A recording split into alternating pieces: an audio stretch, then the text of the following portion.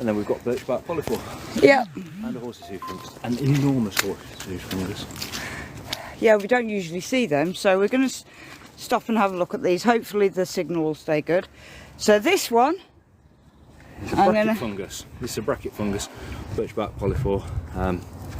No, it's not. It's another bracket fungus because that's not a birch. That's not a birch. It's a birch. It is a birch. It's just a really gnarly birch. It's Birch Polypore. It's a symbiotic fungus with the birch tree, and it's essential to the decay of old and dying trees. It's part of the process that breaks these down and puts them back into nutrients for the other trees in the area. And we have another uses? Yeah, you can use this one. So this has multiple uses. This one has multiple uses. One of the things is that the inside of it, it's soft and it's like a soft, dense foam, and that can be used to stop if you're leaking internal juices from a hole that might have been made in you. It's got antimicrobial, antibacterial properties. So one of the things that this used to be used for, the interior of this used to be used for, is barbers used to keep a piece and they would strop their razor on it, they would sharpen their razor on it, and that would transfer some of the antibacterial and antimicrobial properties to the razor, so that if someone nicked themselves when they were shaving, it would reduce the chances of getting it infected. And some of this, so there was a body found in the Alps in the 90s, a guy called Ötzi, they've called him. He was a Neolithic farmer, and his body was incredibly preserved, as well as all of his equipment. And they found some of this on him. They also found that he had stomach upset. He probably had stomach issues, and there are uses and ways of preparing this fungus to solve stomach issues that we might consider today very similar to things like IBS. So a lot of uses on a tree that has a lot of uses. So the whole micro ecosystem of the silver birch tree has been essential to our ancient migration into Europe. We probably couldn't have done it without this tree and some of the funguses that are associated with it. And we've got another one over here. So this one is horse's hoof fungus.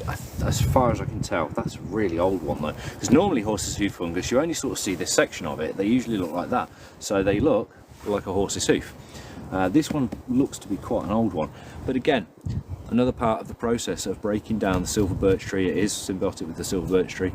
It's another part of the process of breaking this chunk of wood down into nutrients, so that the trees around it will be able to basically feed off this dead tree once it's rotted away. But there's some uses for that one as well. It has a very thin layer on just under this hard outer shell. There's a thin layer, and it looks almost like felt, like deep dark brown felt. And you can, if you get a piece of it, you can scrape it up with the edge of a blade, and they would have probably done this in ancient times using stone tools.